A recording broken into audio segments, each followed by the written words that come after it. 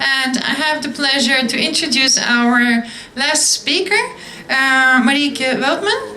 Marieke is a researcher in the chair of Educational Innovation in ICT at Windesheim University, where she's currently conducting a part-time doctoral study, and her PhD project applies educational design research and aims to generate design principles for the design of educational practices in higher professional education. So, Marieke, you can take the floor. Okay. It's okay to stand here. So yeah, well, you have already introduced my topic. Thank you for that. We can go to the next slide. What I want to present today is one study I conducted for my PhD program.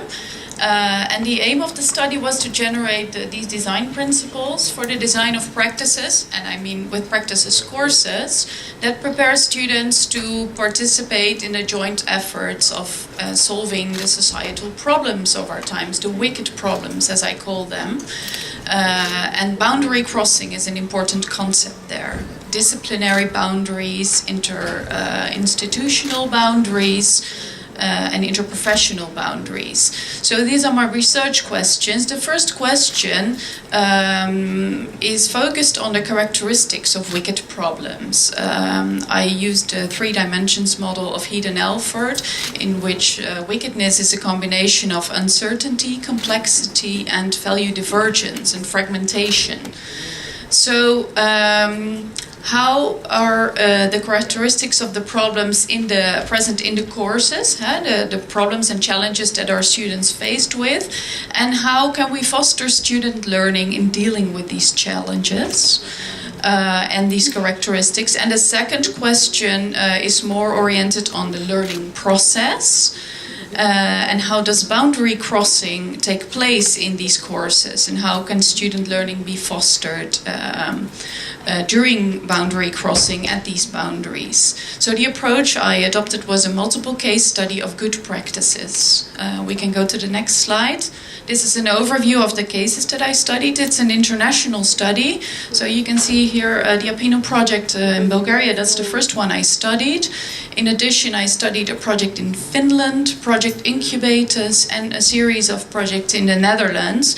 And what they all have in common, that they all aim to develop students' skills and expertise for wicked problem solving and use boundary crossing. So many of them are interdisciplinary. And all of them are set in a context with involvement of multiple stakeholders. So not only business, but also local governments, for instance. And there were 2 simulations. Thank you. That was okay. The next slide. So now I just want to give a very, very brief characterization of the Apena project that I studied here in Bulgaria. If we look at these dimensions of the problem that I just explained, well, we could see that they were all present in the practice of Apena. There were different pilots conducted, but in these pilots there were multiple stakeholders involved. There was a high amount of complexity, and there was also value divergence, which means that different partners have different strategic intentions, different values, different perspectives. They use a different language to talk about things. And this means that there are a lot of boundaries to be crossed. How can different people, different groups understand each other and work on a definition of the problem and a common search for solutions? So the tasks regarding this problem were very challenging for students, and students highly appreciated the authentic context in which they could operate, which is a contrast with working in school, from theory, from the books, behind the desks. So that was highly motivating. And the outcomes and the deliverables were really meant to add value to business. I remember one thing very specifically, that students were encouraged to outsmart the companies. So if that's not ambitious, then I don't know.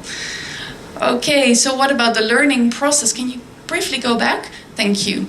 So there were lots of inter- and intrapersonal boundaries to be crossed, not only in the different stakeholder settings, but also the interdisciplinary setting of the projects. So technology, ICT students had to collaborate with business students and also had to find a common language. And this resulted in a new team identity, in which the mentor also fulfilled a very important role of intermediating also between the company. So that served as a boundary object, something that helps bridging differences and helps to develop understanding of these differences in the process of identification, and it facilitates coordination. So now we can go to the next slide, thank you. So this was one of the 6 cases. What I want to do now is present very briefly the findings of this study, and they have the form of design principles, and they are conjectures. I mean, I will still have to test and improve these design principles, but I would really like to have your opinion on them. So at the end of this presentation, you find a link to a questionnaire. I also printed some copies. They're there on the counter. So I would really like you to assess the relevance of these principles. So I will just briefly summarize them. If you want to design programs in which students develop these wicked problem-solving skills, there are some context design principles to take into account. So I recommend to ensure that the dimensions of wickedness, uncertainty, complexity, and value divergence are present in the problem, and that the tasks make sure that they're designed in such a way that students are really required to immerse in this problem environment. I mean, we also heard it in the previous presentations. Students love to go on internet and to read books, but they really have to immerse in the problem environment and move there, so they can really get involved in the problem and develop a good understanding of the problem. And these 2 things I found can lead to experienced open-endedness of the problem-solving process. I mean, we deal with unpredictability here. It's a non-linear process, and it's an iterative process. We are creating something new, a solution that is not there yet, or an innovation that is not there yet. So students need to experience this open-endedness. So in addition, it's important to ensure alignment between learning goals, between assessment, coaching, mentoring, with regard to boundary crossing.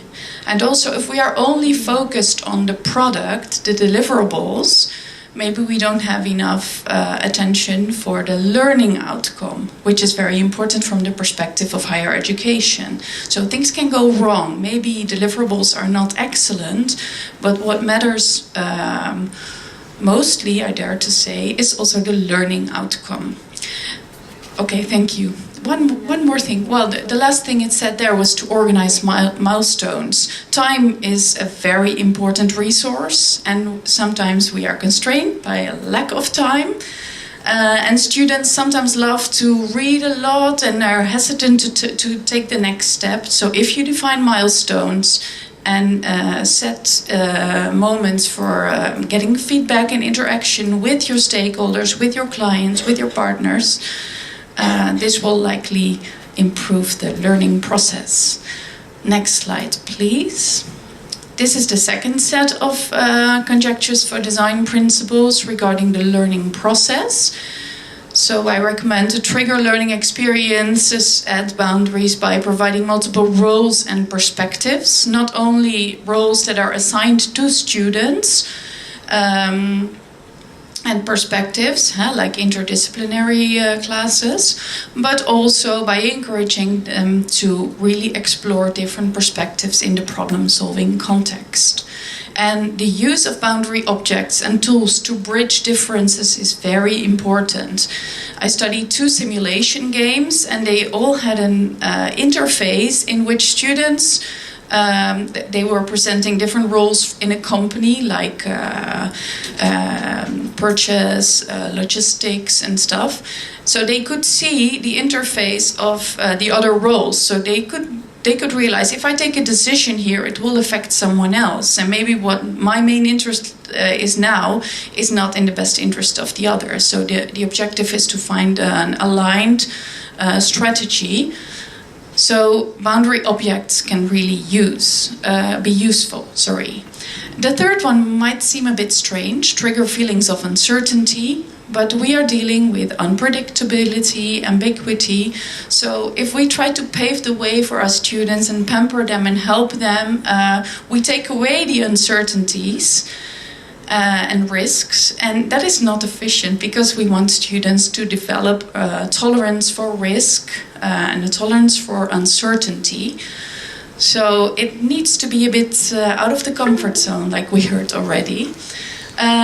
Fourth, very important to elicit a learning experience by providing feedback and reflection on the learning process. So not only on the deliverable and on the progress of the deliverable in the making, but also on the learning process. So, okay, something went wrong, but what happened? What did you learn? What's your next step? And last, providing a safe learning environment is very important. I mean, out of the comfort zone is nice, but if students enter in the survival mode, then they are not learning at their best. So those are the principles. Yeah, thank you. And this is the link to the questionnaire. So my question to you is, how relevant do you consider these conjectures? And do you have suggestions for improvement? Thank you very much.